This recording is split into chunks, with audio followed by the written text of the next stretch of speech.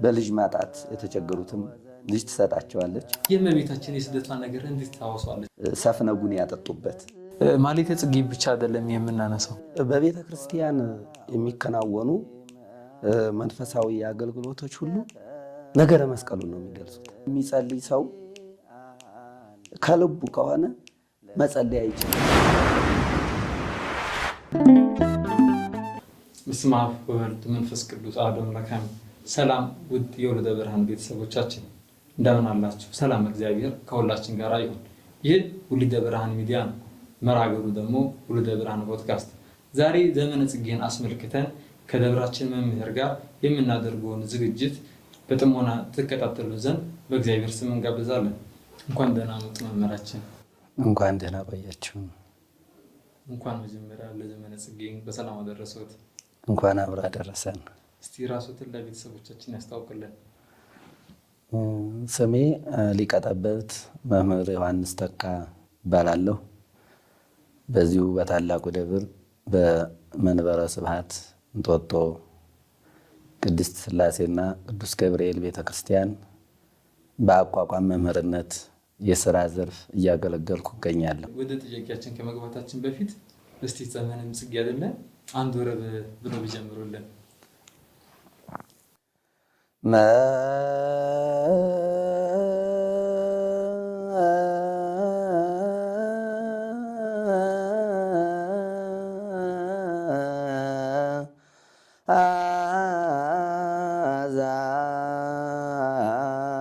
ጣዕሙ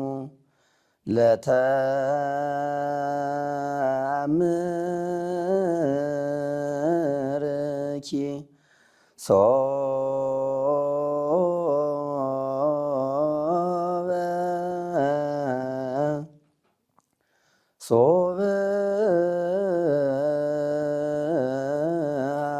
ወዘ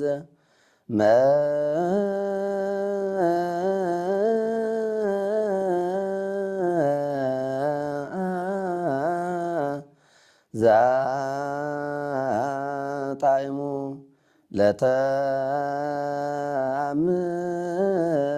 ለተአምርኪ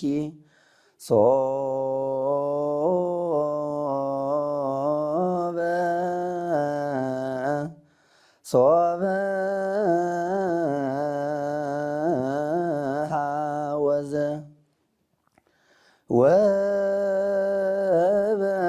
ወበእንተ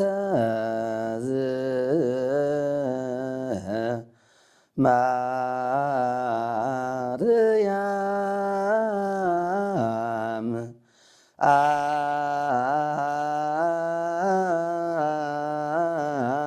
አሌ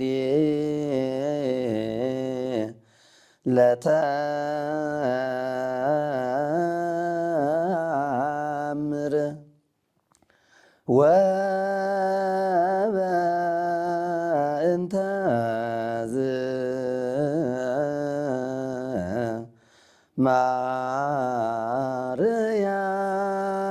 ማርያም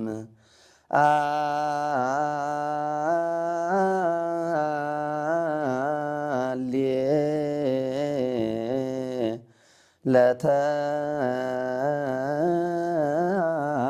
ለተአምር። መምህራችን ዝማሬ መላእክት ያሰማል። ደስ ይላል። ወደ ማኅሌተ ጽጌ ወስደን ወደ በኋላ መመለሳችን አይቀርም እና እስቲ አሁን ያለንበት ወቅት ቤተክርስቲያናችን ዘመነ ጽጌ ብላ ትጠራዋለች እና ይህን ያለችበት ምክንያቱ ምንድን ነው? ትርጓሜ እስካለው ምን ብለን ነው ምን ተረጉመው ቤተክርስቲያናችን? እንግዲህ ዘመነ ጽጌ ማለት ጽጌ ትርጉሙ አበባ ማለት ነው። ጸገየ አበበ ከሚለው የግዕዝ ግስ የወጣ የተገኘ ሲሆን በቆሙ ትርጉሙ አበባ ማለት ነው። ስለዚህ ዘመነ ጽጌ ዘመነ ክረምት ካለፈ በኋላ የዘመነ መጸው መጀመሪያ ንዑስ ዘመን ነው። እንግዲህ ቤተክርስቲያናችን እንደሚታወቀው በአራቱ ወንጌላውያን ዘመናት እንደምትቆጥር ሁሉ ዓመታትንም መጸው፣ ጸደይ፣ ሐጋይ፣ ክረምት ብላ በአራት ትከፍለዋለች ማለት ነው። በአራቱ አፍላጋት በአራቱ መገብተ ከዋክብት ሊቃውንት ይመስሏቸዋል። ስለዚህ መጸው የሚለው የአበባ ዘመን ክረምቱ ካለፈ በኋላ ከሰኔ 26 እስከ መስከረም 25 ቀን መሆኑ ይታወቃል። ከመስከረም 26 ጀምሮ ዘመነ መጸው ይጀምራል። ስለዚህ የዘመነ መጸው መጀመሪያ ደግሞ ዘመነ ጽጌ ከመስከረም 26 ቀን ጀምሮ እስከ ህዳር 5 ቀን ይሆናል። ይህም የአበባ ዘመን ማለት ነው። በዚህ ጊዜ በተለይ አብረን የምናነሳው የእመቤታችን ቅድስት ድንግል ማርያምን ስደቷን ነው። እንደሚታወቀው ብዙ ጊዜ እመቤታችን ቅድስት ድንግል ማርያምን አምላክን የሚያህል ነገር ተሸክማ እሱም አምላክ ሆኖ መሰደዱ በጣም የሚገርምና የሚያስደንቅ ነገር ነው። በጣም ግሩም የሚያሳይ ነገር ነው።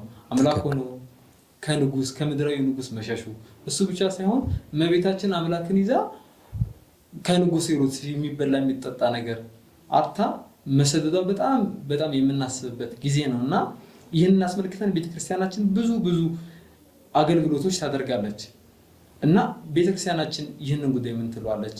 በተለይ ስደቷን በተመለከተ እንዴት ይወሳል? ቤተክርስቲያናችን ስደቷ ምን ይመስላል? የእመቤታችን የቅድስት ድንግል ማርያም ጌታችን ከመወለዱ ጀምሮ በተለይ ሄሮድስ ከ2 ዓመቱ ጀምሮ ያባረረው ነው እና እንዴት ትመስልሷለች? እንዴት ቤተክርስቲያናችን ትተርኳለች የእመቤታችንን ስደቷን? ያው ጽጌ ዘመነ ጽጌ ቢሆንም የእመቤታችን ስደት የሚታሰብበት መሆኑ ግልጽ ነው። ግን ያው ስለ አበባ ቀድመን ተነጋግረን ነበር። ስለ ስደቷ ወደፊት የምንቀጥለው ነገር ሆኖ አበባ ብዙ አይነት ትርጓሜዎች አሉት። በቤተ ክርስቲያን በአራት ምሳሌዎች ይመሰላል። አበባ የጌታ ምሳሌ ነው። አበባ የእመቤታችን ምሳሌ ነው። የመስቀልም ምሳሌ ነው። የቤተ ክርስቲያን ምሳሌ ነው። በአራት ምሳሌዎች ቤተ ክርስቲያን ትመስለዋለች። ጠቢቡ ሰሎሞንም ዘመነ ክረምት ካለፈ በኋላ ጽጌ አስተርአየ በውስተ ምድርነ በለስ አውፃ ሰርጸ ብሎ በመኃልዩ ገልጾታል። እመቤታችን አበባ መሆኗን በመጽሐፈ ኢሳይያስ ተወጽእ በትር እምስሮ እሴይ ወየዐርግ ጽጌ እሙስቴታ፣ በትር ከእሴይ ስር በትር ትወጣለች፣ ከእሷም አበባ ይገኛል ይላል። እንግዲህ በትር ያላት እመቤታችን ነው። አበባ ያለው ደግሞ ጌታን ነው። ስለዚህ ቅዱስ ያሬድ ይህን የመጽሐፈ የኢሳይያስን ቃል ይዞ ተወጽእ በትር እምስሮ እሴይ ወየዐርግ ጽጌ እሙስቴታ፣ በትር ከእሴይ ስር ትወጣለች እመቤታችን፣ ወጽጌ እሙስቴታ የዐርግ ከእሷ አበባ ይወጣል። ወየዐርግ ጽጌ እሙስቴታ ይእቲ በትር አምሳለ ማርያም፣ ይቺ በትርም የማርያም ምሳሌ ናት። አምሳሉ ለወልድ ወልድን የምታስገኝ ከአበባ መልካም ፍሬ እንደሚገኝ ሁሉ ከእመቤታችንም ፍሬ ጽድቅ የሆነ ጌታ ተገኝቷል። ስለዚህ በአበባ መመሰሉ በዚህ ምክንያት ነው። ሊቃውንት በዚህ ይመስሉታል። መስቀልንም ለዚህ ትርጉም ይሰጡታል። ያው ዕፀ መዓዛ ማርያም ለመስቀል ትምህርተ አምሳሉ ይላል በማሕሌተ ጽጌ ደራሲው። መስቀልም ያው ማንኛውም እጽዋቶች እንግዲህ ዘመነ ጽጌ ሲታሰብ አበባ የሚወጣው ከእጽዋትና ከአዝርት መሆኑ ግልጽ ነው።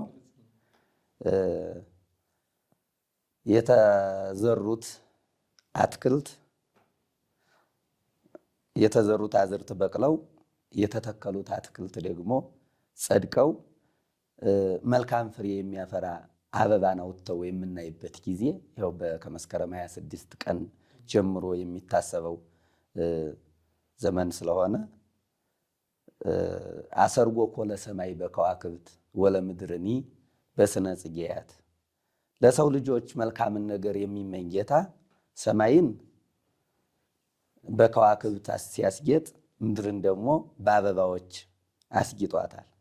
ይህም ደግሞ ለመልካም አርአያ የፈጠራቸው ፍጥረታት ሰማይን በከዋክብቶቹ እያዩ እንዲደነቁ ምድርንም ደግሞ በአበቦቹ እያዩ እንዲያደንቁ ለሰው ልጆች ፍጥረት የተፈጠረ የእውነት ፍሬ መገኛ ነው ጽጌ፣ ይኸው አበባ የምንለው ማለት ነው።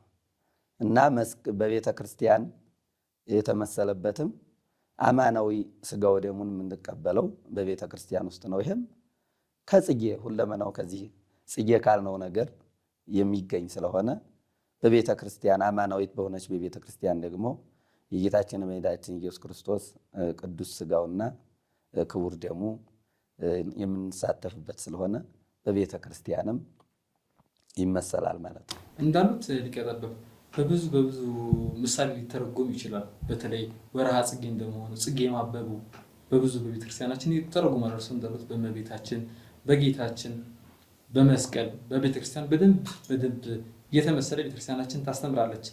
ይህን ዘመነ ጽጌን ስናነሳ ወቅቱን ደግሞ ቤተክርስቲያናችን የእመቤታችን የቅድስት ድንግል ማርያምን ስደቷን አብረን እናነሳለን።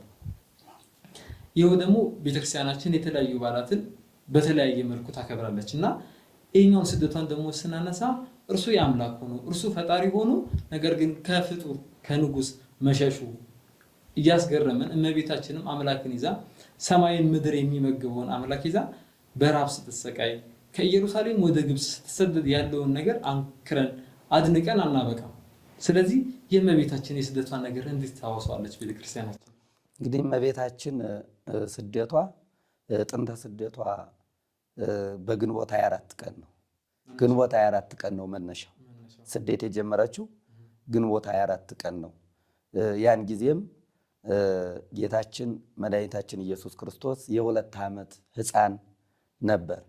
በማቴዎስ ወንጌል ምዕራፍ 2 ከቁጥር 13 ላይ ወእምድኅረ ሀለፉ እሉ ናሁ መልአከ እግዚአብሔር አስተርአዮ በሕልም ለዮሴፍ፣ ሰብአ ሰገል ከሄዱ በኋላ የእግዚአብሔር መልአክ በሕልም ለዮሴፍ ታየው ነገረው ይላል።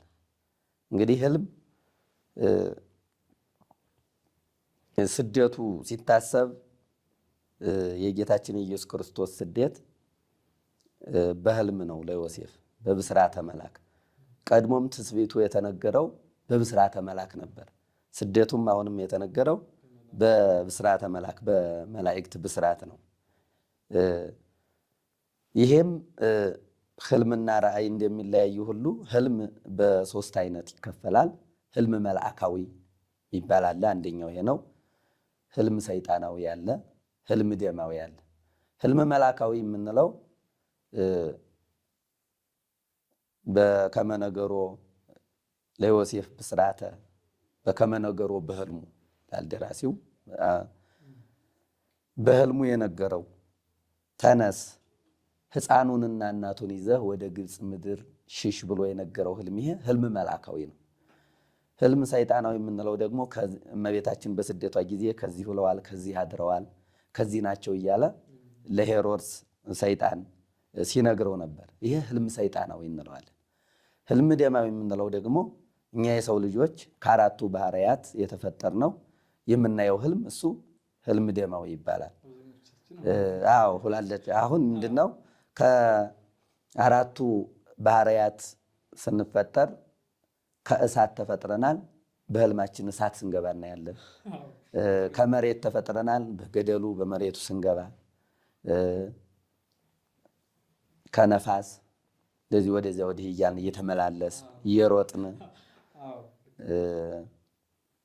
ከውሃ ደግሞ ከባህር እየገባን እናያለን። ስለዚህ ለዮሴፍ የተነገረው ግን ያየው በሕልሙ የተነገረው ሕልም መልአካዊ ነበር። ስለዚህ በዚህ ምክንያት ገብርኤል እንደነገረው ተንስ ንሳ ሕፃነ ወእሞ፣ ተነስ ሕፃኑንና እናቱን ይዘህ ወደ ግብፅ ምድር ሽሽ ብሎታል። እንግዲህ ይህን የነገረው ሰብአ ሰገል ከሄዱ በኋላ ነው። አባቶቻችን ሊቃውንት ለምን ሰብአ ሰገል ከሄዱ በኋላ መልአክ በሕልሙ ለዮሴፍ ነገረው የሚለውን ሲተነትኑት ሰብአ ሰገል እንደሚሄድ እንደሚሰደድ ካወቁ መሄዱ ካልቀረ እኛ እንውሰደው እንዳይሉ ነው የመጀመሪያው ምክንያት። ቢያውቁ ኑሮ አብረው ይሄዱ ነበር። ሁለተኛ ደግሞ እሱ ወደ ግብፅ ምድር ነው እንጂ የተባለው እነሱ የመጡበት ፋርስ ባቢሎን ነው። ወደ ፋርስ ባቢሎን ነው የሚሄዱት። ስለዚህ መንገዳቸውም አንድ አይደለም የእነሱና የሱ። ሶስተኛው ምክንያት ሰብአ ሰገል እንዳይጠራጠሩ ነው። ምንድነው እንዳይጠራጠሩ የተባለው? እኛ ከሩቅ መተን ሰግደንለት ወርቅና ከርቤ ገብረንለት ከተሰደደ በሱ ስደት አለበትን ብለው እንዳይጠራጠሩ፣ አምላክነቱን እንዳይጠራጠሩ ግዴታ እነሱ ከሄዱ በኋላ መሰደድ ስላለበት እነሱ ካለፉ በኋላ ሄደ ሕፃኑንና እናቱን ይዘህ ወደ ግብፅ ምድር ሽሽ ብሎ መልአክ ነገረው ማለት ነው። እዚህ ላይ ግን የኔታ አንደኛ ግብፅ ለምን ተመረጠች? ለመሄዱ ማለት ነው። ብዙ ሀገር አልነበረ እና ግብፅ ለመሄዱ መነሻው ምንድን ነው? ሁለተኛ ደግሞ በዛው አያይዘው ጌታችን ባይሰደድስ መሰደዱ ግድ ነው ወይ? እዛው ሆኖ መሰወር አይቻልም? ይችላል። አምላክ ነው። እመቤታችንም የአምላክ እናት ነች እና መሰወር ይችላል። ነገር ግን ለምን መሰደድን መረጠ? ከመደበቂ እንግዲህ ግብፅ ምድር ለመሰደድ የፈለገበት ምክንያት አስቀድሞ በነቢያት ትንቢት ተነግሯል። እግዚአብሔር ናሁ ይወርድ ውስተ ምድረ ግብፅ ተጽዕኖ ዲበ ደመና ቀሊል፣ እነሆ እግዚአብሔር በፈጣን ደመና ተጭኖ ወደ ግብፅ ምድር ይወርዳል ተብሎ በኢሳይያስ ተነግሮ ነበር። ያን ትንቢቱ ይፈጸም ዘንድ ወደ ግብፅ ምድር ግዴታ መሰደድ እንዳለበት አስቀድመው ትንቢት ነበሩ። እምግብፅ ጸብዋዕክዎ ለወልድየ ለክብረ ቅዱሳን፣ ወደ ግብፅ ጠራሁት የሚልም አለ። በነቢያት ብዙ ነቢያት ስለ በግብፅ ምድር እንደሚሰደድ በኢሳይያስ 19:11 ላይ ተጽፎ ወደ ግብፅ ምድር እንደሚሰደድ ተነግሯል። ሁለተኛ ግብፅ የተመረጠበት ምክንያት ግብፅ እንግዲህ በዘመኑ በጣም ጣዖት አምልኮ ጣዖት የሚበዛባት ሀገር ስለነበረች እሱንም ጣዖታት ለማጥፋትና ለመሻር ወይም ጣዖታቶቹን ለማፈራረስ ስለፈለገ እግዚአብሔር በዛ ምክንያት ወደ ግብፅ ምድር ሊሰደድ ግድ ነው። በሌላኛው ትርጓሜ ደግሞ ግብጾች ሊያዩት ሊወዱት ይፈልጋሉና አንድ ሰው ደግሞ ወደሚወዱት ሊያዩት ወደሚሹት መሄድ ልማድ ነውና ወደ ግብፅ ምድር መሰደድ ግድ ብሎታል ማለት ነው። ባይሰደድስ የሚለው እዚህ ላይ ቢነሳ የሚሳነው ነገር ሳይኖር ጌታችን መሰደድን መርጧል እና ይህንን በምን ቤተክርስቲያናችን ምላሽ ትሰጣለች? እንግዲህ ይህን ዓለምን ከፈጠረበት ጥበቡ ዓለምን ያዳነበት ጥበቡ ይበልጣል ተብሏል። እግዚአብሔር ወደዚህ ምድር መውረድ ያስፈለገበት ምክንያት ያው እኛን ለማዳን ነው። ይሄ ምንም ጥያቄ አያስፈልገውም። ስለዚህ ድህነቱን የጀመረው ደግሞ ገና በጽንሰቱ ነው። ነገረ ድህነት የተጀመረው በነገረ ጽንሰት ነው። በጽንሰት ምክንያት ድሮ ከጽንስ ላይ የሚቆራኘን ዲያብሎስን ለማጥፋት በመጸነሱ ሽሮልናል፣ በጽንሰት የሚቆራኘን። ስለዚህ ለማንኛውም ለድህነታችን ነገር ምሳሌ ያለው ለምሳሌ እንደው ከስደቱ ባንጀምርም ሰው የሆነበት ትልቁ ምክንያትም ለድህነት ነው።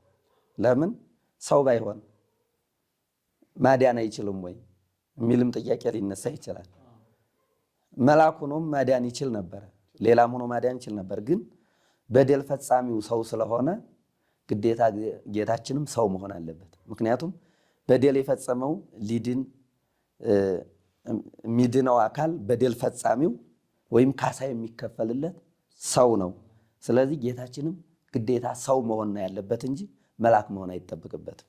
በደል ፈጻሚው ሰው እስከሆነ ድረስ ጌታችንም ሰው መሆን አለበት።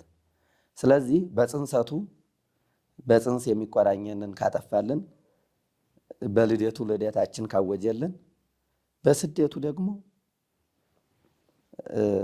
የአዳምን ስደት ይሽርልናል። ስለዚህ በሰውነቱ ሰው ሆነለት፣ ደግሞ በስደቱ ከገነት ተሰዶ አይደል አዳም። ከዚህ ሁሉ የጌታችን መውረድ ያስፈለገበት ምክንያት የአዳም ስደት ነው። ምክንያቱም ያችን ያጣትን ገነት መልሶ ለመግባት ስለሆነ የተሰደደበትን መልሶ ለመግባት አዳም ክርስቶስ መሰደድ ያለበት። ስለዚህ በስደቱ ስደቱን ሻረለት ወይም ካሳ ሆነ ማለት ነው። ስለዚህ ማንኛውም በቤተ ክርስቲያን የሚፈጸም ተግባራት ሁሉ የክርስቶስ ድህነት የእኛ ካሳዎች ናቸው። ይህን ስንል ከሴት ተወለደ፣ በሴት የጠፋችውን ገነት ለመመለስ ከሴት መወለድ ያስፈለገው። ዕፀ በለስን በልቶ የተፈረደበትን አዳም ለመመለስ በዕፀ መስቀል ተሰቀለ። ስለዚህ ሁሉም ነገሮቹ የጌታ ምሳሌና አንድምታ ስላላቸው የአዳምን ስደት ለመመለስ መሰደዱ ግድ ነው። ሁለተኛው ደግሞ እሱም ራሱ ተናግሮታል። ሶበ ይሰድዱክሙ እምአሐቲ ሀገር ጉዩሃ በካሬታ፣ ከአንዱ ሀገር ቢያሳድዷችሁ ወደ ሌላው ሀገር ሂዱ ብሎ በወንጌሉ ስለተናገረ አንድ ሰው በሃይማኖቱም በተለያየ ችግር ከአንድ ሀገር የሆነ ችግር ቢደርስበት ወደ ሌላው ሀገር ሆኖ የሚፈልገውን ነገር ማከናወን እና ያችን ጊዜ ማለፍ ስላለበት ያንንም ያስተምረን ዘንድ ግዴታ መሰደድ ያለበት። አዎ። ስለዚህ ሌላው ደግሞ አሁን እንደገለጽከው ስደቱን ለመባረክ ነው። ስደተ ሰማዕታትን፣ ስደተ መነኮሳትን፣ ስደተ ምእመናንን እሱን ለመባረክ ያው ለእኛ ራዕይ አይደለም የሚሰጠን ጌታችን። ጾም ሲጾም እኛ እንድንጾም ነው። ሲሰደድ ደግሞ እኛን ስደት እያስተማረ ነው። ስለዚህ ሁሉን ነገር ለእኛ አርአያውን እየሰጠን ስለሆነ በዚህ ቢታይ ጥሩ ነው። ሌላው ደግሞ ለአጽድቆተ ትስብእት ብለው ሊቃውንት ይናገራሉ። የተሰደደበት ምክንያት ደግሞ ሌላኛ ምክንያቱ ለአጽድቆተ ትስብእት ማለት ሰው መሆኑ ምትሃት ነው የሚሉ ነበሩ። ምክንያቱም እንግዲህ መለኮትና ስጋ ተዋህደው አይደለ? ስለዚህ ሲሰደድ ሰውነቱን ይገልጻል። የሰውነት ባህሪውን መሰደድ፣ መራብ፣ መጠማት፣ መጎሳቆል የባህሪው የሆነ የሰው ልጅ ነው። ለመለኮት አይስማማው። ስለዚህ ለአጽድቆተ ትስብእት ሰውነቱ እንዳንጠራጠረው ተሰደደ። መሰደድ የሰው ባህሪ ስለሆነ የመለኮት ባህሪ መሰደድ ስለማይስማማው ሰውነቱን ሊያረጋግጥልን ሰው መሆኑን ከመቤታችን ከስጋዋ ስጋ ከነፍሷ ነፍስ ነስቶ መወለዱን ሰው መሆኑን ሊያጠይቅልን ሲፈልግ ተሰደደ። በዚህም ይተነተናል ማለት ነው። ጥሩ፣ ደስ ይላል። እንዳሉት እመቤታችን ቅድስት ድንግል ማርያም ጌታችንን አዝላ በ2 ዓመቱ ተሰዳለች። መነሻው ግንቦት 24 ብሎናል። ይህን ሁላ እመቤታችን ቅድስት ድንግል ማርያም ከጌታችን ጋር ተሰዳለች። እንዴት ነው ከኢየሩሳሌም ሲወጡ ወደ ግብፅ ሲሄዱ መቼም እመቤታችን ያጋጠማትን ነገር ብዙ መጽሐፍ ቅዱስ ላይ አይነሳም። ተሰደደች። ከዛ በኋላ ቀጥታ የሚመጣው 3 ዓመት ከ6 ወር ከሆነ በኋላ መልአኩ ቅዱስ ገብርኤል እንደሚመለሱ ነበር ሲናገር ላይ የሚያነሳው ወንጌላችን ላይ እና ቤተክርስቲያናችንስ በመሀል ያጋጠማትን ነገሮች እንዴት ታነሳለች? እመቤታችን ምን ገጠማት በመሀል በስደቶቿ መካከል የሚሉን እናንሳ። በግንቦት 24 ቅድም እንደተነጋገር ነው ከሱ ጀምራ ያው ዮሴፍ ሕፃኑንና እናቱን ይዘህ ወደ ግብፅ ምድር ሽሽ በተባለው መሰረት በሌሊት ጀምሮ ወጥቷል። ከዚያም በኋላ ሰይጣን ለሄሮድስ ነግሮት ነበረ። ጌታችን በቤተልሔም እንደተወለደ ቤተልሔም በእሳት ተከባ ነበር። አጋንንት ደግሞ መቅረብ አልቻሉም። ስለዚህ ላለቃቸው ነግረውታል። እንደዚህ አይነት ቦታ አለ ሲሉት እሱ ደግሞ በኪሩቤል አምሳል 4 ሆናችሁ ተሸከሙኝ ብሎ ወደዛ ቀርቧል። መላእክት በሐፀ እሳት እየነደፉት መቅረብ አልቻለም። ስለዚህ ለሄሮድስ ሂዶ ሹክ ብሎታል ይላሉ። ምንድነው ያለው? ያንተን መንግስት የኔን ስልጣን የሚቀማ ተወልዷል። ስለዚህ ገንዘብና ቀለብ እሰጣችኋለሁ እያልክ ሕፃናቱን ሰብስብና ፍጃቸው፣ ከዛ መካከል እሱን ልታገኘው ትችላለህ ብሎ ስለነገረው ሄሮድስ ከ2 ዓመት ከመንፈቅ ጀምሮ እስከ 3 ዓመት ያሉ ሕፃናትን በገሊላ በዛው አውራጃ ያሉ ሕፃናትን እያስገደለ ስለነበር እመቤታችንም ያው በብስራተ መልአክ ዮሴፍ እንደዛ ተባለ ማለት ነው። እዚህ ላይ ሊቃውንት ምስጢር ያመሰጥራሉ።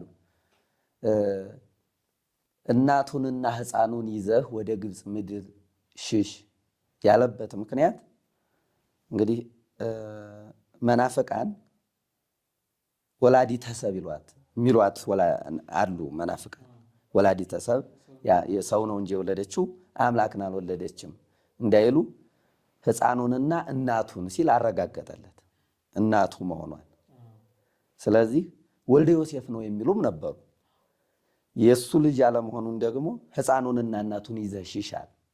እንግዲህ የእሱ ቢሆን ልጅህንና ባለቤትህንም ባስፈለገ ነበር፣ ክብር ይግባውና ጌታችን።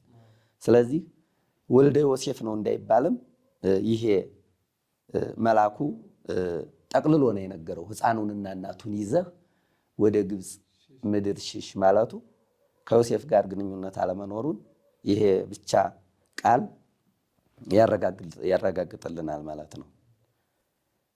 ስለዚህ በብስራተ መልአክ ጉዞውን ጀምረዋል። በዛም እመቤታችን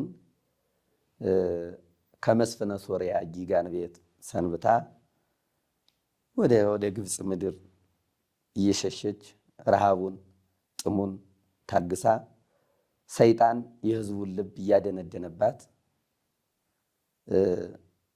ምግብ እንዲያጣች የሚጠጣ ውሃም እንዲያጣች ነው የሚናገረው።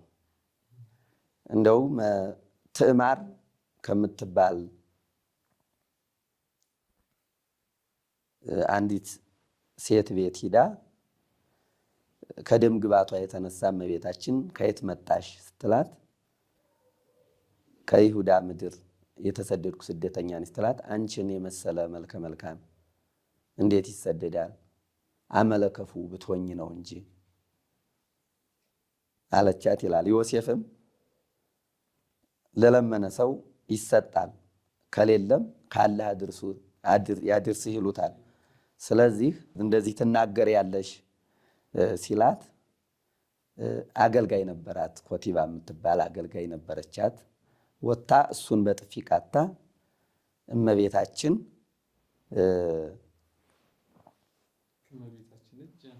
ሕፃኑን ተቀብላ እንደጣለችው መሬት ላይ እመቤታችንም በጣም ስታለቅስ ዮሴፍ ተይው አታንሺው አምላክነቱን ይግለጽ ብሏት እነሱ እንግዲህ በሊቃውንት አባባል ምድር ተከፍታ እንዲዋጠቻቸው ይተረካል። ቤተሰቦቻቸው ደግሞ ጦጣና ዝንጀሮ እየሆኑ የራሳቸው ውሾች እያባረሯቸው ወደ ገደል እንዲሄዱ ይነገራል። በዛም ብዙ ስደት ነበረና እንደውም እመቤታችን እያለቀሰች ሰብአ ሰገል የገበሩለት የወርቅ ጫማ በሌባ ስለተወሰደባት እያለቀሰች ያን ሁሉ ጸዋትወ መከራ ስትቀበል አንድ ጊዜ በመንደሩ እንዲያታልፍ ሲያዩ ልጇን ሊገሉባት ሆነ። ስለዚህ መንደሩን ትታ በበረሃው ስትጓዝ ሁለት ሽፍቶች እንዲያገኟት ይነገራል። እነሱም ጥጦስና ዲያክርስ ወይም በቅጽል ስማቸው ፈያታይ ዘየማን፣ ፈያታይ ዘጸጋም የሚባሉ ሁለት ወንበዴዎች አግኝተዋት በሰብአ ሰገል የገበሩለትን ቀሚስ ወስደውት ሳይርቁ ተነጋግረው ጥጦስ ወይም ፈያታይ ዘየማን የምንለው አይ እነዚህ ሰዎች የንጉሥ የነገስታት ዘር ናቸው፣ የተከበሩ ሰዎች ናቸው፣ ስለዚህ ብንመልስላቸው ጥሩ ነው ሲል እንግዲህ በተራ ሌቦች ሽፍታዎቹ በተራ ነው የሚካፈሉት። ስለዚህ የደረሰው እንደውም የዛን ቀን ያገኙትን ገንዘብ የሚወስደው ዳክርስ ነበር ወይም ፈያታይ ዘጸጋም የሚለው። ስለዚህ እሱን እኔ ከቤተልሔም ጀምሬ የቀማሁትን እሰጥሃለሁ እንመልስላቸው ብሎት መልሶላቸዋል። እመቤታችንም እንዴት ሽፍታ ቀምቶ ይሄዳል እንጂ እንዴት ይመካከራሉ? ልጄን ሊገድሉብኝ ይሆን እንዴ ብላ ስታለቅስ እንባዋ በሱ ላይ ይወርድ ነበር። ጌታችን ኢየሱስ ክርስቶስም በከበረ ቃሉ እናቴ ሆይ አታልቅሽ፣ የእኔ ደም የሚፈሰው በዕለተ ዓርብ ነው፣ ከዚያ ወዲህ አይፈስም ብሎ አጽናንቷታል ይላል። እንዲያውም ፈያታይ ዘየማን ወይም ጥጦስ የምንለው ወንበዴ ጌታችን አቅፎ ሸኝቷት በሰይፉ እየተመረኮዘ ሲሄድ ሰይፉ እንደተሰባበረችበት ከዛ ሲያዝን ጌታ ሰይፍህን እንደቀደመ አድርጋት ብሎት በታምር ሁናለታለች። ከዛም አንተ አዳምን ቀድመው ገነት ትገባለህ ብሎ ቃል ኪዳን የሰጠው የዛ ጊዜ ነው። እንግዲህ በሱ ሲሰቀል በግሪያ በእንትን ብሎ የዛ ጊዜ ትንቢቷ በቀኝ በኩል ተሰቅሎ ገነት ያው አዳም የዛ ጊዜ ነው ቃል ኪዳኑ የተቀበለው ማለት ነው።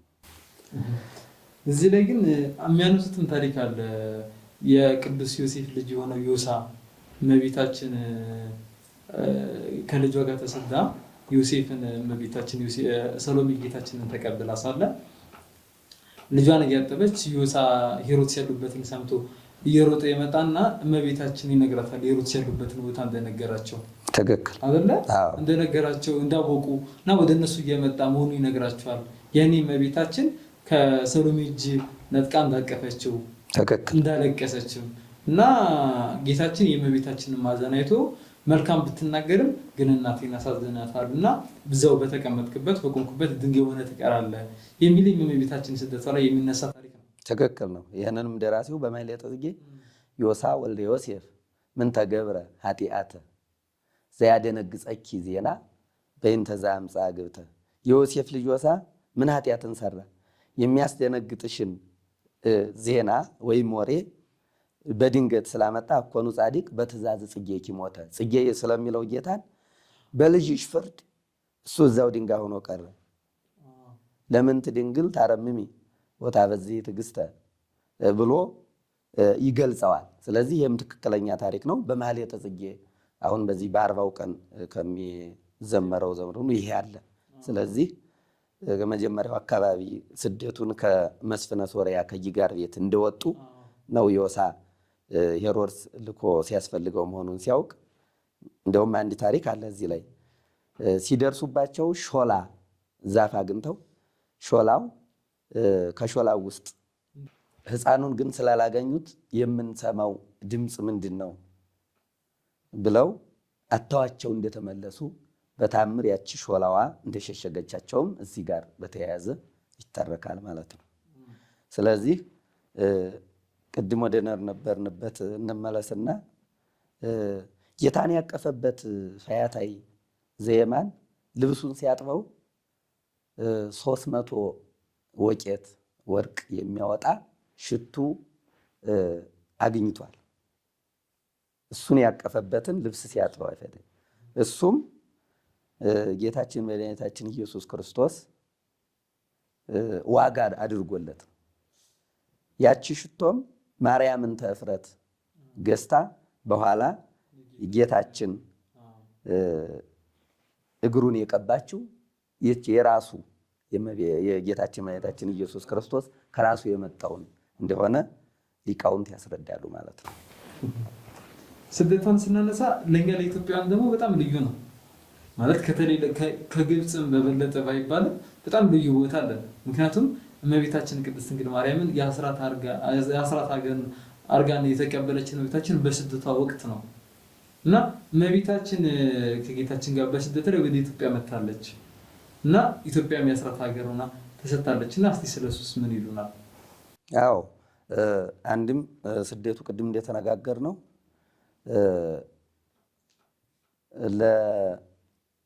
የሰማዕታትን ስደት ለመባረክ ነው ይላል።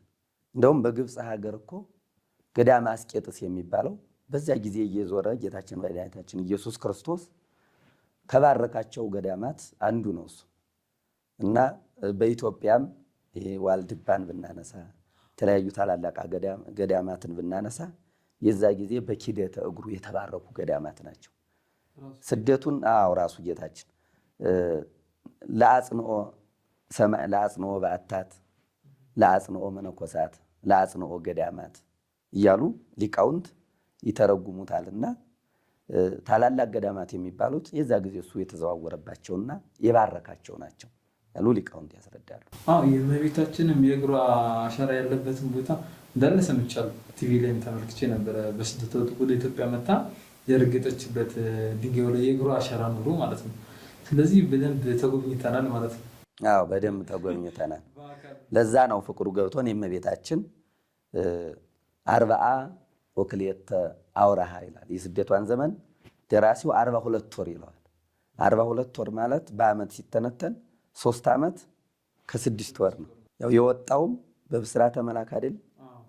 አሁንም በብስራተ መልአክ የሕፃኑን ነፍስ የሚሹት ሙተዋልና ተመለስ ስትባል አስቀድሞ ተመየጢ ሱላማጢስ ሰሎሞን ተናግሮ ነበር።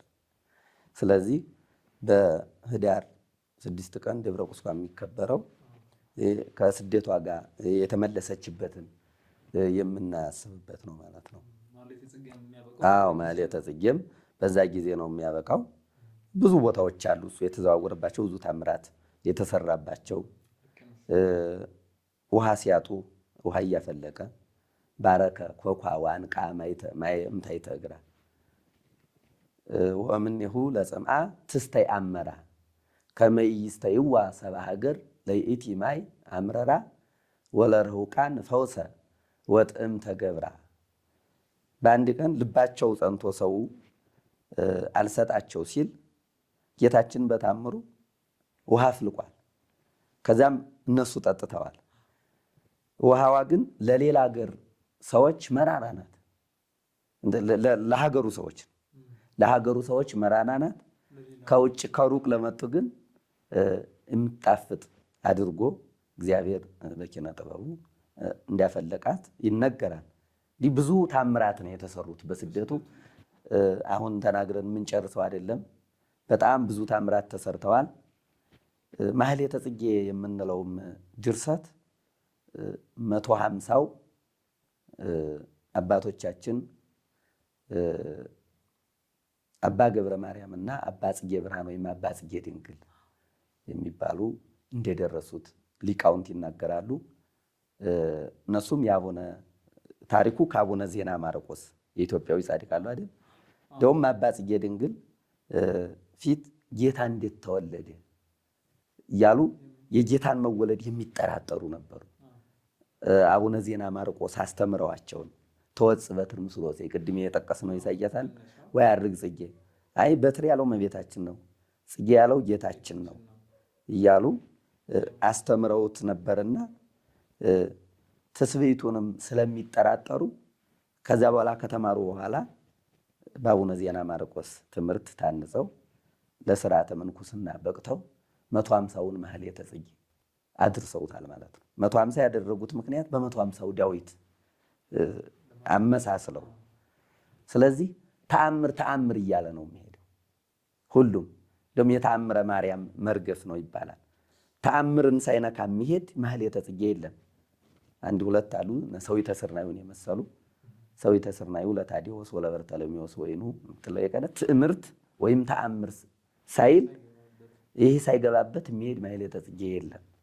ስለዚህ የተአምሩ በዚህ ተዘርዝሮ የሚያልቅ አይደለም። ብዙ ተአምራት ተሰርተዋል በስደቱ ማለት ነው። ደስ ይላል። የእመቤታችንን ስደት የጌታችንም ስደት እንደ ውሃ ደራሽ አይደለም። ከመነሻው ጀምሮ በነቢያት የተነገረ መነሻው ብቻ ሲሆን መመለሱም የጌታችን ስደቱ በነቢያት የተነገረ ነው እና የሚገርም ድንቅ ነው የጌታችን። እዚህ ላይ ግን ቤተክርስቲያናችን የተለያዩ ባህላቶችን በተለያየ መልኩ ታከብራለች። ለምሳሌ ጾመ ፍልሰታን ስናስብ ሰዓታት ትዝ ይለናል። ብዙዎቻችን ይህ የምንናፍቀው የምናከብረው። ከዛ በተለየ ደግሞ አሁን እግዚአብሔር ፈቅዶ ደርሰናልና ለዘመነ ጽጌ ከሕፃን እስከ ትልቅ ሴት ወንድ ሳይል ሁሉም ተሰብስበው የሚያከብሯት ዘመነ ጽጌን ሁላችንም ስናስብ የምትመጣ ማሕሌተ ጽጌ አለች። ማሕሌተ ጽጌን ስናነሳ ደግሞ በየቤተክርስቲያኑ በየአጥቢያው የሚነሱ የሚደረጉ ስርዓቶች አሉ። እስቲ ወደዛ ከመግባታችን በፊት እስቲ አንድ የማሕሌተ ጽጌ የሚሆን በተለይ ጊዮርጊስን እመቤታችን የሚያነሳ አንድ ረብ ይሉልን።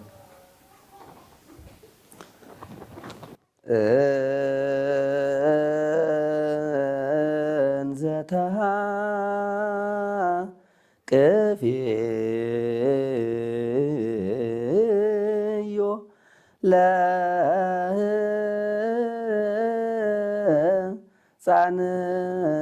ለሕፃንኪ ጽጌ ጸዓዳ ወቀይሕ እንዘ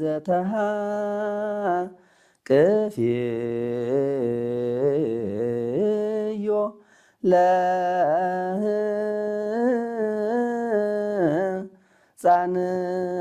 ለሕፃንኪ ጽጌ ጸዓዳ ወቀይሕ አምቤተ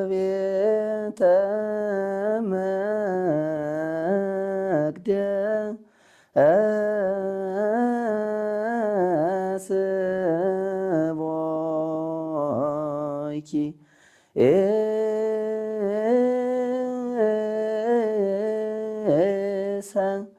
ሰናይትየ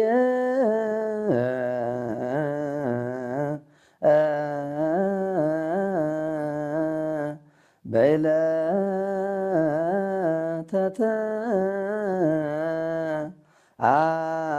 ተአምር ወንስ አምቤተ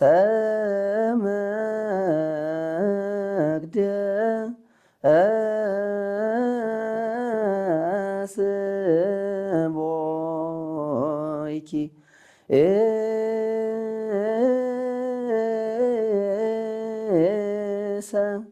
ሰናይትየ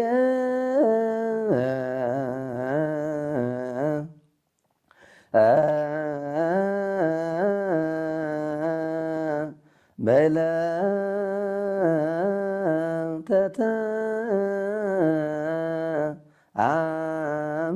ተአምር ወንስክ። እውነት ቃለ ሕይወት ያሰማልን፣ ዝማሬ መላእክት ያሰማልን። እመቤታችን ልጇን ታቅፋ ወደ ሁላችን ወደ የቤታችን ትግባልን። አሜን። እዚህ ማሕሌተ ጽጌ ስናነሳ ሁላችንም የምንናፍቀው ስርዓቶች አሉ። በተለይ በአዲስ አበባ እንዘ ተሃቅፍዮ ሲባል አበባ ይታደላል። ለሁሉም በሚባል ደረጃ አበባ ይታደላል። ከአበባው በተረፈ ደግሞ የእመቤታችን የቅድስት ድንግል ማርያም ስዕሏ ይወጣል፣ የቅዱስ ጊዮርጊስም ስዕሉ ይወጣል እና ይህ መውጣቱ ምንድን ነው? ትርጓሜውስ አንድምታ ካለው ብዬ አሰብኩና ሲጠይቅኩት ምን ይሆናል የእነሱ አንድምታ ትርጓሜው? እንግዲህ ስዕል በኢትዮጵያ ኦርቶዶክስ ተዋሕዶ ቤተክርስቲያን ስርዓት እንደምታውቁት ብዙ ጸጋና ክብር መገለጫ ያሉበት ነው። መጽሐፍ ቅዱሳዊ ትውፊትም አለው። በዚሁ ክፍል እንደውም ጥሩ ጥያቄ ነው ይሄ። አሃዱ ብእሲ ገዳመ ዘወፈረ፣ አንድ በገዳም የተሰማራ ሰው ነበር ይላል።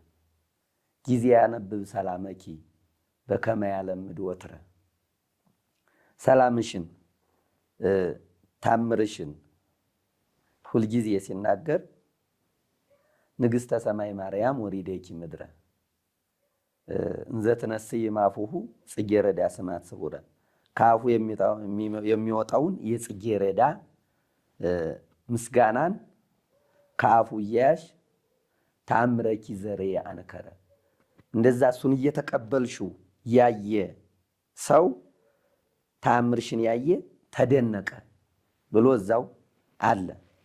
ይህ ታሪኩን አባቶቻችን ሲነግሩን አንድ በበረሃ የተሰማራ ባህታዊ ለእመቤታችን ስል የጽጌረዳ አበባ እየወሰደ ያቀርብ ነበር፣ እየታቀፈ እሷም ይትቀበለው ነበር። ያው እንደሚታወቀው ለሁሉ ጊዜ ያለውና የአበባው ዘመን አሁን ነው። የአበባው ዘመን ሲያልቅበት ወይም ሲደርቅበት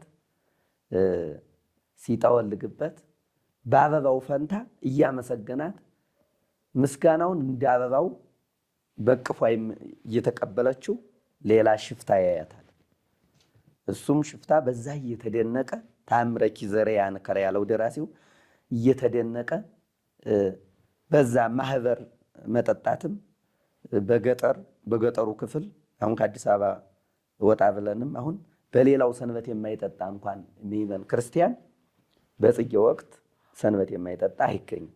ይህም ከዛ ታሪኩ ከዛ ጋር ተያያዥነት አለው። የእመቤታችን ፍቅር ኢትዮጵያውያን ያው የአስራት ሀገሯ እንደመሆኗ መጠን ሊቃውንቱም በጉጉት ነው የሚናፍቃት፣ ምዕመኑም በጉጉት ነው የሚናፍቃት። ስለዚህ ጽጌ ወይም አበባ የምንለው ክፍል በነገራችን ላይ አበባ በውጭ ገጽታው የሚያምረውና የሚማርከው ብቻ ሳይሆን የሰው ልጆች የሚወዱት ከዚህ ባለፈ ለሰውም ለእንስሳትም ሕይወት የሚሰጥን ፍሬን ለማፍራት ተስፋ ያለው ስለሆነ ነው። ፍሬ የሚገኘው ከአበባ እንደሆነ ሁሉ በዚህም ይወደዳል። በውጫዊ ገጽታው ብቻ አይደለም፣ ብዙ ምስጢር አለው አበባ። በምድራዊ ዓለም እንኳን አበባ ለፍቅር ስጦታ ይሰጣል፣ ለተለያየ ነገር ይሰጣል። ሰው ሲመረቅ አበባ ይሰጠዋል፣ ደስ ስለሚያሰኘው። ደስ የሚያሰኘው ግን የውጩ ገጽታው ሳይሆን አበባ የተስፋ ምልክት ነው።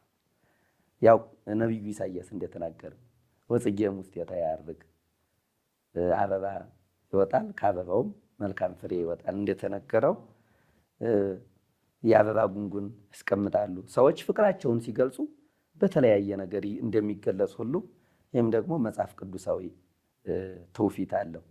እንደውም ቅዱስ ያሬድ ጽጌን ተይት ትነገፍ ይላታል እመቤታችን። ስመሬ ሕማማ ለዓመቱ የባሪያውን ውርደት ያየ ብሎ ከሉቃስ አምጥቶ ወገብረ ኃይለ በመዝራቱ መዝገቡ ለቃል ጽጌ እንተይት ትነገፍ የማትጠወልግ አበባ ነው የሚላት እመቤታችን። ከምድራዊም አበባ የማትጠወልግ ነገፈ ዘይት ትነገፍ ማለት በግዕዝ የማትጠወልግ አበባ። ይችም መድኃኒተ ሕዝብ የሕዝብ መድኃኒት መድኃኒትን የሚሰጥ ፍሬ ከአበባ እንደሚገኝ ሁሉ እመቤታችንም የድኅነታችን መድኃኒት የእኛ መድኃኒት ስለሆነች የሕዝብ መድኃኒት ብሎ ያኔ ኢሳያስን ቃል ተርጉሞላታል። ስለዚህ እናቶቻችን በጽጌ ወቅት አበባ መጥተው ለካህናቱ ያድላሉ፣ እነሱም ይይዛሉ። ዘመኑም ዘመነ ጽጌ ስለሆነ ነው። ታሪካዊ ትውፊት ቅድምም የባህታዊውን ነገር ያለው ከሱ የመጣ ስለሆነ በዚህ እንዘ ተአቅፍዮ ለሕፃንኪ ጽጌ ጻዕዳው ቀይና ነጭ አበባ ብሎ ይገልጸዋል። ልጅሽን እንዘ ተአቅፍዮ ለሕፃንኪ ጽጌ ጻዕዳው ቀይ፣ ጽጌ የሚለው ጌታን ነው። ጽጌ ጻዕዳ የተስፌቱን ቀይ መለኮቱን ብለው ይተረጉሙታል።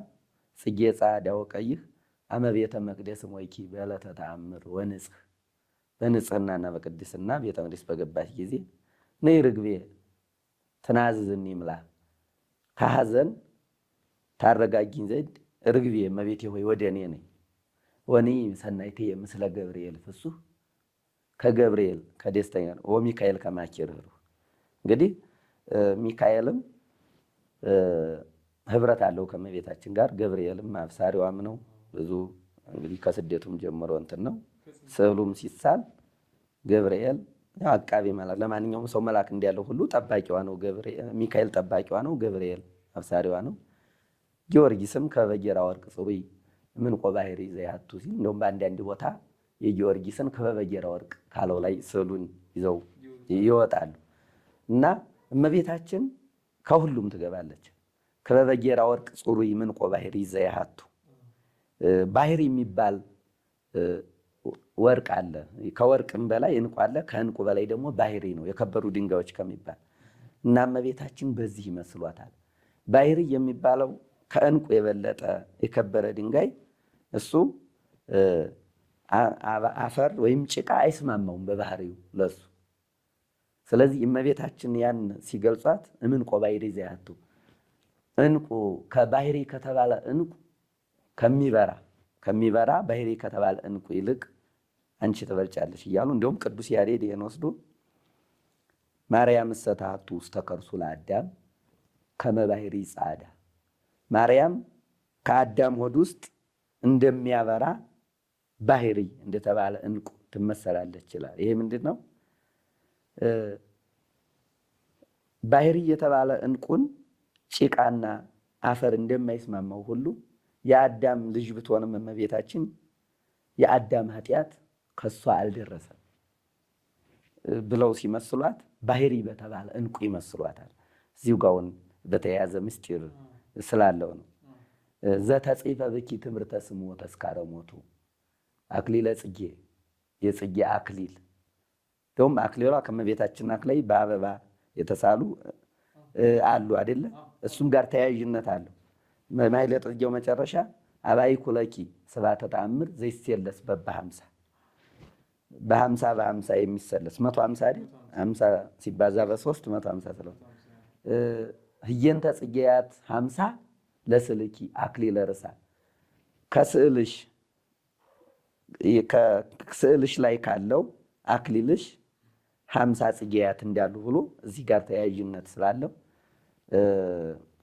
አክሊለ ጽጌ ማርያም ለጊዮርጊስ ቀጸላ መንግስቱ፣ እመቤታችን ለሰማዕታት አክሊላቸው ይላታል። ቀጸላ መንግስቱ የሚለው ቀጸላ ማለት ወተምተሚያ ነው። አዎ እሞሙ ለሰማዕት ወእህቶሙ ለመላእክት፣ እመቤታችን ሁሉን ነቢያት ሐዋርያት ወተባረክ ነቢያተ ሐዋርያተ ወተባረክ ጻድቃነ ወሰማዕተ ወተባረክ ነገሥተ ወነጋሥያተ ብሎ ቅዱስ ያሬድም ገልጿታል። ስለዚህ አክሊላቸው ክብራቸው ናት የሰማዕታት። ጊዮርጊስንም መክበበ ሰማዕት ይለው የለ እዚህ ጋር ለማዛመድ ፈልጎ ነው። እንደውም ሲመለሱ በደብረ ቁስቋም ካረፉበት ቦታ የቅዱስ ጊዮርጊስ ቤተክርስቲያን እንደተሰራበትም ታሪክ እዚህ ላይ ይገልጻል። ስለዚህ የሰማዕታት አለቃ እንደመሆኑ ጊዮርጊስም የሰማዕታት አክሊል አንቺ ነሽ ስለሚል ጊዮርጊስን ጠቀሰ። ሌሎቹን ሰማዕታት በዚሁ ይጠቃለላሉ። ጊዮርጊስ ግን መክበበ ሰማዕት የሰማዕታት አለቃ ስለሚለው እመቤታችን ሐዋርያትም ታምር ሲያደርጉ የነበረው እሷን ተመርኩዘው ነው። ያለ እሷ ምንም ነገረ ድህነታችን በእሷ እንደተፈጸመ ሁሉ በዚሁ በዛሬው ዕለት ከሚወረቡ ወረቦችም ማርያም ለጴጥሮስ ምትላለች። ጥሩ ማርያም ለጴጥሮስ ጽላሎቱ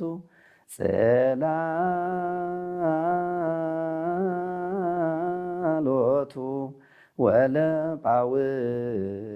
ወለጳውሎስ ሰበ ማርያም ለጴጥሮስ ጽላሎቱ ጽላሎቱ ወለጳውሎስ ሰበ ወሐዋርያ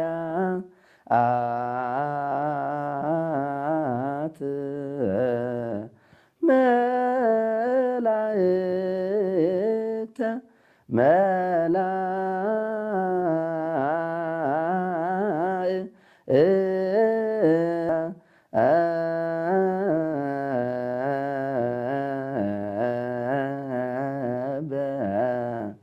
ሰማይ ኮነ ወሐዋርያ አት መላእክተ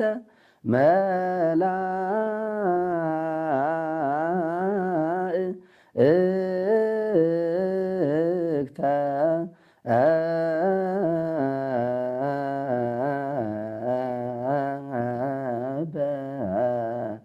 በሰማይ ኮነ እና ማርያም ለጴጥሮስ ጽላሎቱ ሰዊተ ስርናዩ ነው የሚለው ይሄ ወረቡ ነው። እንግዲህ መጀመሪያው ሰዊተ ስርናዩ ለታዴዎስ የታዴዎስ የስንዴ እሸቱ አንቺ ነሽ ወለበርተለሚዎስ ወይኑ እንተጸገይኪ አስካለ በዕለተ ተከለኪ ዴማኑ በቀኝ እጁ የተከለሽ የበርተለሚዎስ ወይን አንቺ ነሽ። ማርያም እንተጸገይኪ አስካለ በዕለተ ተከለኪ ዴማኑ ማርያም ለጴጥሮስ ጽላሎቱ የጴጥሮስ የጥላው ጸጋ የጥላው ድህነት አንቺ ነሽ። ሕሙማንን ጴጥሮስ በጥላው ሲፈውሳቸውና ሲያድናቸው የነበረው እመቤታችንን ምርኩዝ አድርጎ ነው። ያው የድህነታችን መሰረት እሷ ስለሆነች ነገረ ድህነት በእሷ ስለተመሰረተ ጌታችን በእሷ በኩል እኛን ለማዳን ስለመጣ ሐዋርያትም እሷን ምርኩዝ አድርገው ለጴጥሮስ ጽላሎቱ ጥላው የተባለችው በዚህ ምክንያት ወለ ጳውሎስ ሰበኑ መጠምጠሚያው ጳውሎስ በመጠምጠሚያው ሕሙማንን ድውያንን የሚፈውሰው እመቤታችን ረዳት አድርጎ ነው ለማለት ተፈልጎ ነው። እንግዲህ ደራሲው እዚህ ላይ ያነሳበት ምክንያት። እዚህ ላይ ግን በጣም ከሚያስገርሙ ነገር ምንድን ነው? ጌታችን ሲመጣ ብቻውን አይመጣም፣ እመቤታችንን አስከትሎ ነው። እመቤታችንም ደግሞ ብቻዋን አትመጣም፣ ከጌታችን ጋር ነው እና ጌታችንን እመቤታችንን ብቻቸውን አይመጡም፣ መላእክትን አስከትለው ነው እና አንዳንድ ጊዜ ልጇን ብቻ ይዘው እናትን መግፋት የሚያነሱ አሉ እና እመቤታችን ግን ስድስቷን አብረን ስናነሳ ልጇንም ዮሴፍንም ሰሎሜንም እናነሳለን እና የሚገርም ታሪክ ነው ያለው እና ይህኛውን ካነሳን የእመቤታችንን ውዳሴዋን ማሌቷን ካነሳን መጨረሻ ላይ የምናነሳው ጥያቄ ምንድን ነው? ጾመ ጽጌ ደግሞ እንለዋለን። ከዘመነ ጽጌ በተረፈ ጾመ ጽጌ ብለን እንጾማለን እና እስቲ ስለ ጾመ ጽጌ ትንሽ ቢሉን። እንግዲህ ጾመ ጽጌ በቤተ ክርስቲያናችን ስርዓት ሰባቱ አጽዋማት በቀኖና የተሰሩልናሉ። ሰባቱ አጽዋማትን እንደምንጾም ታዘናል። እንግዲህ ጾምን መጾም ምን ያህል ዋጋ እንዳለው በተለያዩ የመጽሐፍ ቅዱስ ክፍሎች ተገልጾ ይገኛል። መድኃኒታችን ኢየሱስ ክርስቶስም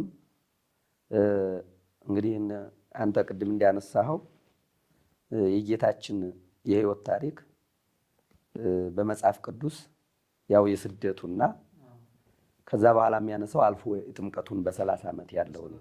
ስለዚህ በተጠመቀ ዕለቱን እንደተጠመቀ ሳይውል ሳያድር ወደ ጾም ነው ወደ ገዳመ ቆሮንቶስ ገብቶ ጾምና የጀመረው። እንግዲህ እሱ አርአያውን ሊያሳየን ስለሆነ ለኛ ስደቱን የተሰደደው ለኛ ስደትን ሊያስተምረን ስለሆነ ጾሙንም የጾመው እኛ እንድንጾም ነው። እኛን ሊያስተምር ነው እንጂ ለሌላ ነገር አይደለም። ስለዚህ ለኛ የድህነት በር ሊከፍትልን ስለሆነ ጾሙን የጾመው መድኃኒነ ጾመ አርአያሁ ከመ ያህበነ ይላል ቅዱስ ያሬድ። መድኃኒታችን ኢየሱስ ክርስቶስ ጾመ አርአያውን ይሰጠን ዘንድ ጾመ ይልና፣ ስለዚህ አርአያ የተሰጠ ነው እኛ መጾም አለብን እንጂ እሱ ጾሟልናልና እኛ አንጾምም የሚለው አካሄድ እዚህ ጋር መጽሐፍ ቅዱሱ ጋር አይስማማም። ስለዚህ አርአያውን የሚሰጠን እሱ ነው። ስለዚህ በጾም ወበጸሎት ይሰረይ ኃጢአት፣ በጾምና በጸሎት ኃጢአት እንደሚሰረይ ቅዱስ ያሬድ መጽሐፍ ቅዱስን መሰረት በማድረግ ጾመ ድጓ በተባለ ድርሰቱ ያነሳዋል። ስለዚህ መጾም ብዙ ጸጋ አለው። ሰባቱ አጽዋማት ተሰርተውልናል። ከዚህ ውጭ ግን ምዕመናን በፈቃዳቸው የሚጾሙት ጾም አለ። እሷም አሁን ዘመነ ጳጉሜን አባቶቻችንም ከዛም ተከትለው ምዕመናን ይጾሟቸዋል። ለምሳሌ ዘመነ አምስቷን ጳጉሜን ይጾሟታል። ምንድነው ያለፈውን ዘመን እንግዲህ ጽጌ ክረምቱን ዘመነ ክረምቱን በብሉይ ኪዳን ዘመን ይመስለዋል። ይህን ደግሞ ከዘመነ ጽጌ ጀምሮ ያለውን የመጸውን ክፍል ደግሞ በሐዲስ ይመስለዋል። ስለዚህ ከሐዲስ ኪዳን ከብሉይ ኪዳን አዲስ ኪዳን እንደተቀበልን ሁሉ ያንን ጨለማውን ዘመነ ክረምት አልፈን አበባ ወደሚታይበትና ምድር ወደምታሸበረቅበት ስንመጣ ደግሞ የሐዲስ ኪዳን ምሳሌ ይሆናል። ስለዚህ አባቶቻችን ይህን እስካሁን ዓመቱን ሙሉ የሰራ ነው ኃጢአት እሱ እንዲቃለልልን ብለው በፈቃዳቸው ወደ አዲሱ ዘመን ሲሸጋገሩ ጳጉሜንን ይጾሟታል። እየጾሙ ባህታውያንም መነኮሳትም በየገዳማቱ በየዋሻው በየባታቸው እየጾሙ ክብር ያገኙባታል። ስለዚህ ጾመ ጽጌንም ስናስብ እመቤታችን አዘክሪ ድንግል ረሃበ ወጽማ ምንዳቤ ወሐዘነ ወኩሎ አጸባ ዘበጽሐኪ ምስሌሁ።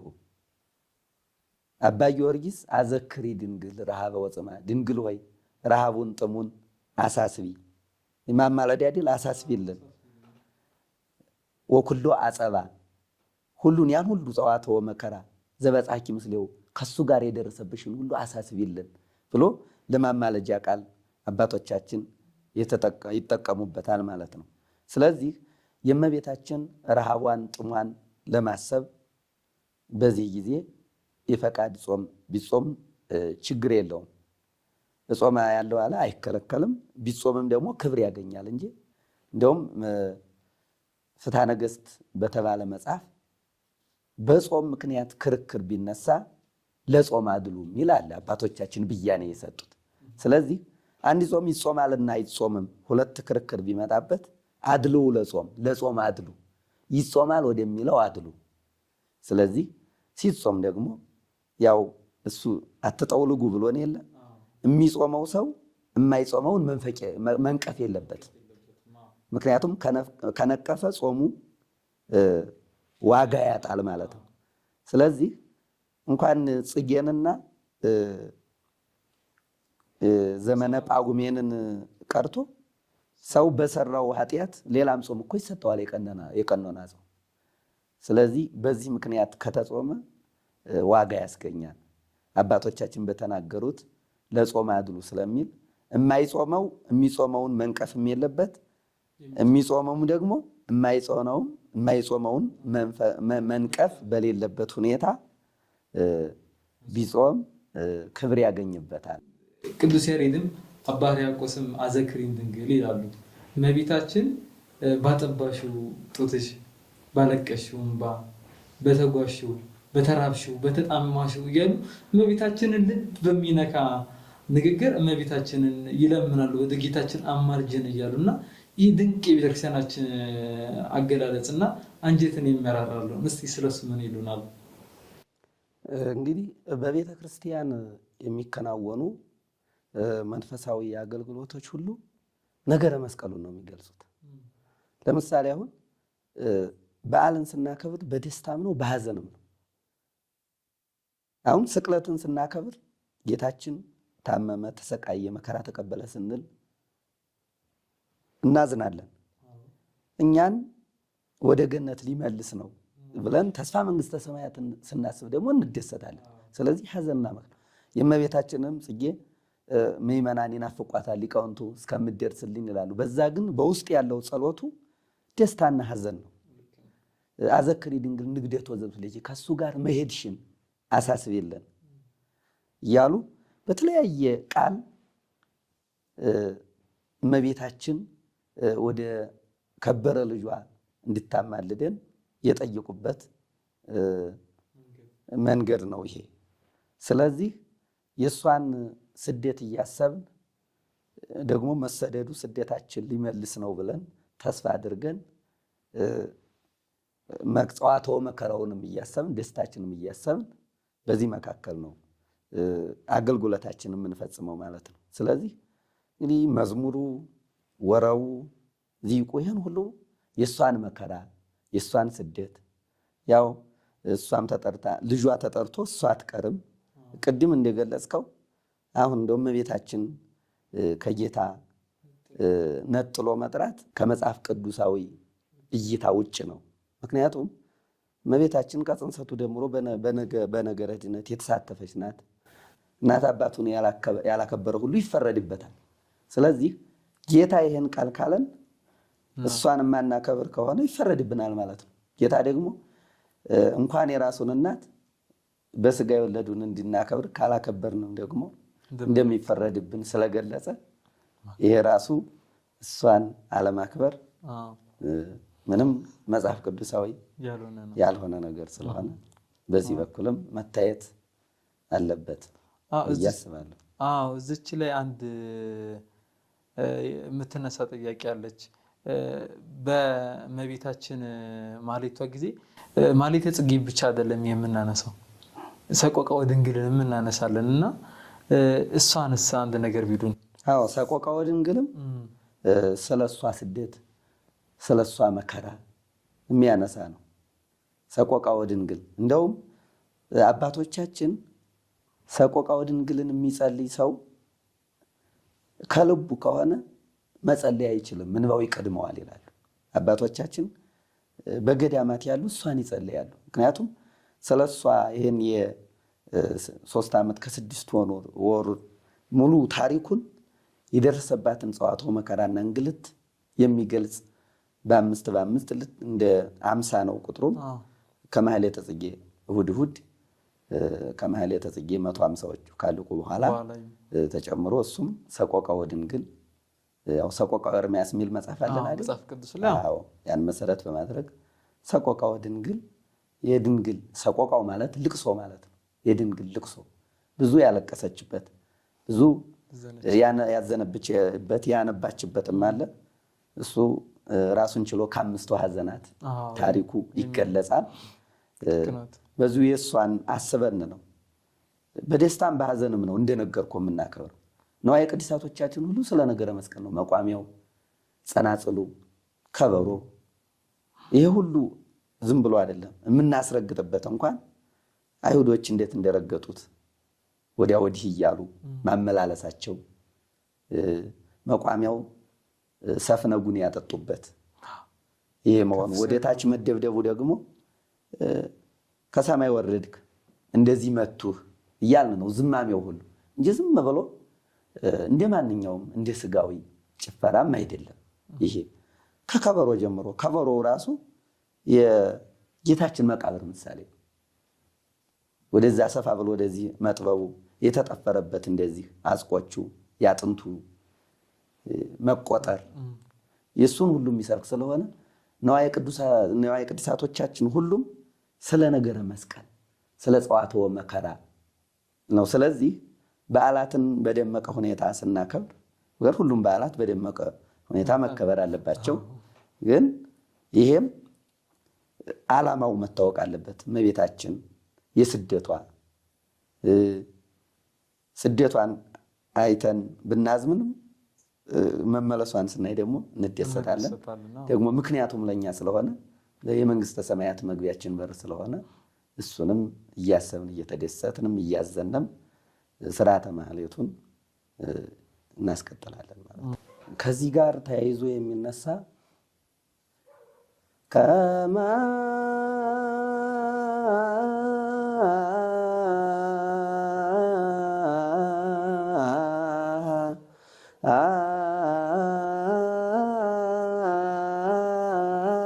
ሐዘን ከማ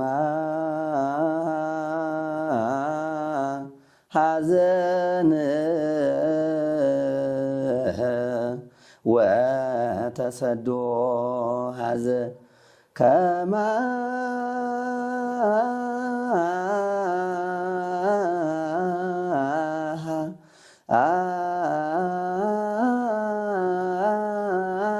ሐዘን ከማ ሐዘን ተሰዶ ሐዘን ርእዮ ለይብኪ አይነ ልብ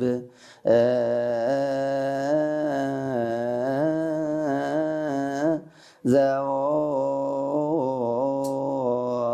አይነ ልብ ርእዮ ለይብኪ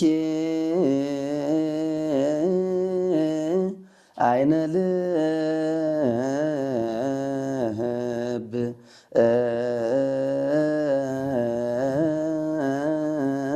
ዘዎ አይነ ልብ። ያሁን ሰቆቃወ ድንግል መጀመሪያ ናት። ይቺ የመጀመሪያው ረብ ናት። ደራሲው የሌላ ቢሆንም ለምሳሌ ቅድም እንደተነጋገርነው የማሕሌተ ጽጌ ደራሲ አባ ጽጌ ብርሃን ወይም ጽጌ ድንግልና አባ ገብረ ኢየሱስ የአቡነ ዜና ማርቆስ ደቀ መዝሙር አባ ገብረ ማርያም የአቡነ ተክለ ሃይማኖት ደቀ መዝሙር እንዲሆኑ ነው የሚነገረው። አሳምነው ያመነኮሷቸው ግን አባ ጽጌ ድንግልን ደግሞ አቡነ ዜና ማርቆስ ኢትዮጵያዊ ጻድቅ ማሕሌተ ጽጌም በዛው ቀን መቆም እንዲያስጀመሩ አርባዋን ድርሰቱ እንደተሰደ ስለሚወዱ አቡነ ዜና ማርቆስ ካህናቱን አስተባብረው በዛ ጊዜ እንደተጀመረ በእነሱ ዘመን ይነገራል። አባ ገብረ ኢየሱስ ይህን ሰቆቃወ ድንግሉን ሲያደርሱ በዛው ሰቆቃወ ኤርምያስ በሚለው እና ስለዚህ የመጀመሪያው የሰቆቃወ ድንግል ክፍል በስመ እግዚአብሔር ስሉስ ሕጸተ ግጻዌ ዘአልቦ ሰቆቃወ ድንግል እጽሕፍ በቀለመ አንብ ወአንጠብጥቦ ሰቆቃወ ድንግልን እያነበው እንባዬን እያፈሰስኩ ጽፋለሁ ያለው ደራሲ ይህን ሲደርሱ ማለት ነው። በስመ እግዚአብሔር ስሉስ በሕጸተ ግጻዌ ዘአልቦ በአብ ስም በወልድ ስም በመንፈስ ቅዱስ ስም በሥላሴ ስም ሰቆቃወ ድንግልን እያነበው ጽፋለሁ። ወይሌ ወላህ ለይበል ዘአንበቦ ያነበበው ሁሉም ደግሞ ወዮ ለኔ እያለ ያልቅስ ይላል። ከመሃ ሐዘን ወተሰዶ ሶበ በኩለሄ ረከቦ እንደሷ ሐዘን ሁልጊዜ የገጠመው ሰው ከመሃ እንደሷ ማለት ነው። ከመሃ ሐዘን ወተሰዶ ሶበ በኩለሄ ርእዮ ለይብኪ አይነ ልብ ዘቦ የልብ አይን ያለው ሰው ይህን እየሰማ የእሷን ስደትና የእሷን መከራ የገለጹት እና የሚገርም ምስጢር ነው። ይህን እያሰብን ነው እንግዲህ ማሕሌቷንም የምንቆመው። ይህ የስደት ወቅት እመቤታችን ቅድስት ድንግል ማርያም ብዙ መከራ እያየችበት ነው እና አሁን በዚህ ሚዲያ የሚከታተሉ በተለያየ ቦታ ላይ በተለያየ አጋጣሚ ብዙ ጭንቅ ላይ ያሉ ሰዎች ይኖራሉ እና እመቤታችን ቅድስት ድንግል ማርያም ሐዘናቸውን ትረዳለች። የልጅ ማጣትን፣ ልጅን ይዞ መከራ መቀበልን፣ መጠማትን፣ መራብን እነዚህን የመሰሉ ችግሮችን ትረዳለች እና እመቤታችንን እንዲማጸኗት በዚሁ አጋጣሚ እናሳስባለን። እመቤታችንን ምላሽ እንደምትሰጣቸው ባለፍጹም እምነት ነን። መጨረሻ ላይ ቀረ ጎደለ የሚሉት ካለ ከመዝገታችን በፊት ቢያጠቃልሉልን። እንግዲህ የእመቤታችን ጸዋትወ መከራ በዚች ደቂቃ በእኔ አንደበት የሚገለጽ አይደለም። ሰፊ ጊዜ ስላለው ከዚያ እንመለከተዋለን። እንደው አንተ ላነሳቸው ጥያቄዎች የማውቃትን ያህል ትንሽ ነገር ነው ያልኩት። ስለዚህ አንተ እንደገለጽከው እንግዲህ ይህን ሚዲያ የሚከታተሉ ሁሉ እመቤታችን ሐዘናቸውን ትስማ። በልጅ ማጣት የተቸገሩትም ልጅ ትሰጣቸዋለች። እሷም የተገኘችው ከሐናና ከኢያቄም ልጅ ካጡ ወገኖች ስለሆነ ያው የራሷ ታሪክ ነው፣ እንደምትፈጽምላቸው እናምናለን። አሁን ሀገራችን ስደት፣ አሁን ስለ ስደት እያነሳን ነው። ቤተ ክርስቲያንም አሁን ስደት ላይ ናት። ብዙ ሊቃውንቶችም ብዙ ምዕመናንም ስደት ላይ ያሉ አሉ፣ ይኖራሉ። ስለዚህ ጌታችን የተሰደደው ስደታችን ሊሽርልን ስለሆነ ይህን ተስፋ አድርገን የምንመለስበትንና ወደ ቀደመ ክብራችን ወይም መንግስተ ሰማያት ዋናው ደግሞ ምድራዊ መሰደድ እንኳን ቀላል ነገር ነው። ከመንግስተ ሰማያት እንዲያንሰደድ እመቤታችን ትርዳን። ፈጣሪ ያክብል ሊቀ ጠበብት ዮሐንስ እውነት ከብዙ ሰዓት አጣበው እዚህ መጥተው ስለመከሩን ስላስተማሩን ፈጣሪ አምላክ እግዚአብሔር ያክብርልን። እኔንም በዚህ ፕሮግራም ስለጋበዛችሁኝ በእግዚአብሔር ስም በእናቱ በእመቤታችን በቅድስት ድንግል ማርያም ስም ከልብ አመሰግናለሁ። ውድ የወልደ ብርሃን ፖድካስት ቤተሰቦቻችን ደስ የሚያሰኝ ቆይታ እንደነበረ ባለፍጹም እምነት ነን። በዛሬ ይበቃናል። ወስብሐት ለእግዚአብሔር ወወላዲቱ ድንግል ወለመስቀሉ ክቡር። ይቆየን።